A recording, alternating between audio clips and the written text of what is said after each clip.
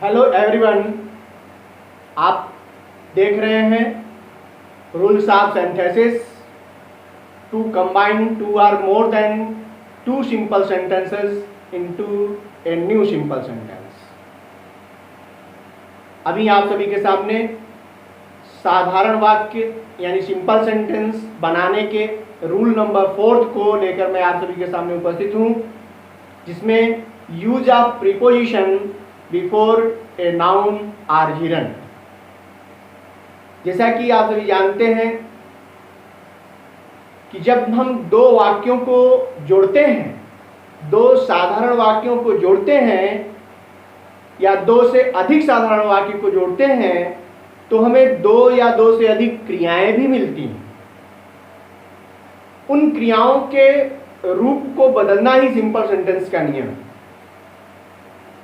यहां आप जो क्रिया मुख्य होगी उसे तो आप अपने वाक्य में रखेंगे, शेष दूसरी क्रिया को नाउन या जिरंड में बदल दिया जाएगा, जिसके लिए आपके सामने important rule use of preposition before a noun or gerund.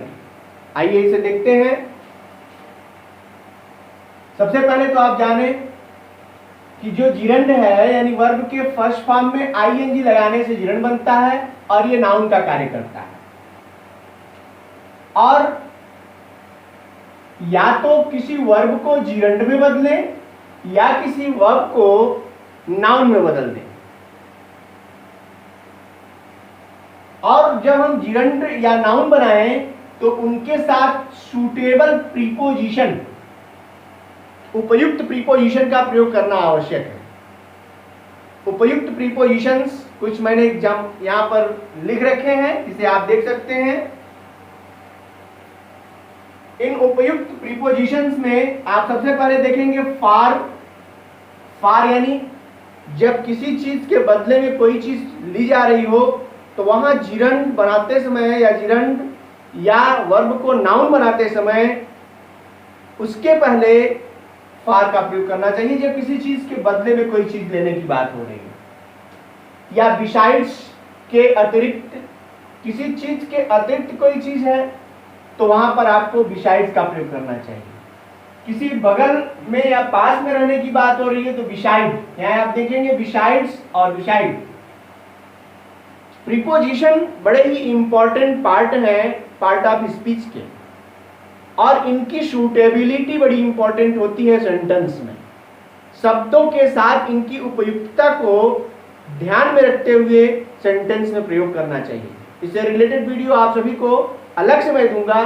फिलहाल यहाँ आप कुछ प्रीपोजिशंस और उनके यूजेस को देखने का प्रयास करें। नेक्स्ट है इंस्टीड ऑफ। इंस्टीड ऑफ यानी के बजाय, यानी जब क्रियाओं में कोई विकल्प हो तो वहां पर इंस्टीड ऑफ का प्रयोग करना चाहिए। इन स्पाइट ऑफ, के बावजूद, जब एक क्रिया दूसरी क्रिया का विरोध व्यक्त कर रही हो तो वहां आपको इन स्पाइट ऑफ का प्रयोग करना चाहिए। इसके अलावा विथ का प्रयोग आप समझ रहे हैं, विथ यानी साथ, इन, एट, ऑन, विदाउट। ये सूटेबिलिटी के आधार पर, सेंस और सूटेबिलिटी के आधार पर सेंटेंस में नाउन या जिरंड के पहले इनका प्रयोग करना आवश्यक है। By, before, after, because of, on account of, due to, इन सब का मतलब है के कारण। ये इनका प्रयोग तब करना चाहिए जब दोनों वाक्यों की क्रियाओं में कारण और परिणाम का संबंध हो, तो वहां because of, on account of या ड्यू टू का प्रयोग करना चाहिए। विरोध हो तो इन स्पाइट ऑफ का, विकल्प हो तो इंस्टीड ऑफ का, पास में या बगल में की बात हो तो बिसाइड, और किसी विकल्प के रूप में या किसी के अतिरिक्त कोई चीज है तो बिसाइड्स का प्रयोग, और किसी के बदले कोई है तो फॉर का प्रयोग करना चाहिए। ये कुछ प्रीपोजिशंस हैं जिनको मैं आपके समझने के लिए आपके सामने रख रहा हूं। इनके अतिरिक्त प्रीपोजिशंस के ग्रुप हैं, उन्हें आप देखें और समझने का प्रयास करें, और उनकी सूटेबिलिटी जरूर देखें। कब और किस स्थिति में किस प्रीपोजिशन का प्रयोग किसके साथ होना चाहिए, ये आपको समझने की अति आवश्यकता है। फिर अब आइए एग्जाम्पल से हम इस रूल को क्लियर करते हैं, इसका कॉन्सेप्ट क्लियर करने का प्रयास करते हैं। एग्जाम्पल के रूप में मैंने सबसे पहले लिख रखा है he gave them his advice, उसने उन्हें अपनी सलाह दी। he helped them liberally, और उनकी उदारता पूर्वक मदद भी की। आप ध्यान दें तो यहाँ दो क्रियाएं हैं, एक मदद करने की और सलाह देने की। ये दोनों ही किया इसने, किसी सब्जेक्ट ने, एक ही सब्जेक्ट ने दोनों कार्य को किया, अर्थात इसके अतिरिक्त उसने मदद भी की, यानी एक के अतिरिक्त। आप देखेंगे तो यहाँ है दोनों कार्य हो रहा है, बिसाइड्स का प्रयोग। सब्जेक्ट कॉमन है इसलिए एक सब्जेक्ट को हटा दिया जाएगा और जीरन वर्ब को जीरन में बदलेंगे जो नाउन का काम करेगा, और उसके पहले सुटेबल प्रीपोजिशन भी मिल गया बिसाइड्स का, यानी आप लिखेंगे बिसाइड्स गिविंग, वर्ब फर्स्ट में ING, giving them his advice, he helped them liberally।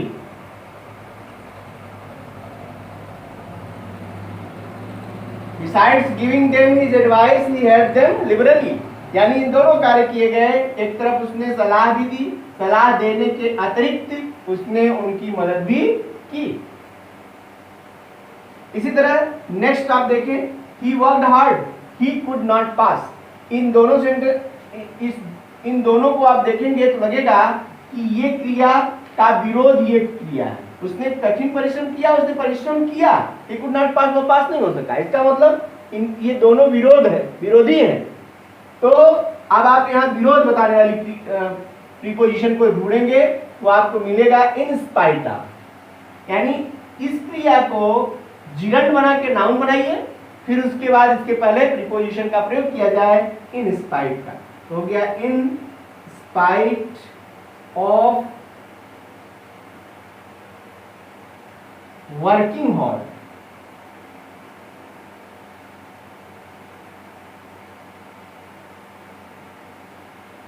Common नहीं क्योंकि अब ये जो है फ्रेज के रूप में हो जाता है, फिर उसके बाद हो जाएगा ही कुड नॉट पास। अब यहां इससे चाहें आप तो वर्किंग हार्ड तो जिरंड बना के आपने नाउन बनाया, आप चाहें तो वर्किंग हार्ड को डायरेक्ट हार्ड वर्क में लिखकर या हार्ड वर्क लिखकर इसे नाउन बना सकते हैं। अर्थात ये पूरा क्रिया जो है वो नाउन में बदल जाए तो ये अपने आप जो है चाहे नाउन में बदल जाए या जिरंड में बदल जाए, और उपयुक्त प्रीपोजिशन का प्रयोग करके आप इसका सेंटेंस जो है जोड़ सकते हैं, कंबाइन कर सकते हैं। यानी यहाँ ये भी हो सकता है इन स्पाइट ऑफ, अब जब ये नाउन में बदलता है तो इसके साथ आने वाला जो सब्जेक्ट होता है वो पॉसेसिव हो जाता है, इसको आप ध्यान देंगे। यानी इसको और करके आप चाहें तो बना सकते हैं in spite of his hard work, comma sentence ये पूरा आ जाएगा इस तरफ, he could not pass।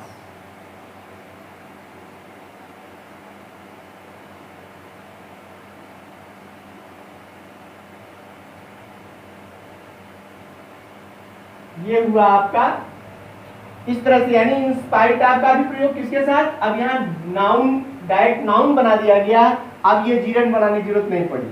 तो आप चाहें तो जीरंड भी बना सकते हैं और आप चाहें तो इसे नाउन के रूप में भी बना सकते हैं। इस तरह से ये सेंटेंस जोड़ने का काम हुआ। नीचे मैंने दो एग्जांपल और लिख रखा है, इसके लिए मैं ऊपर की चीजों को मिटा देता हूं ताकि आप नीचे की चीजों को भी समझें।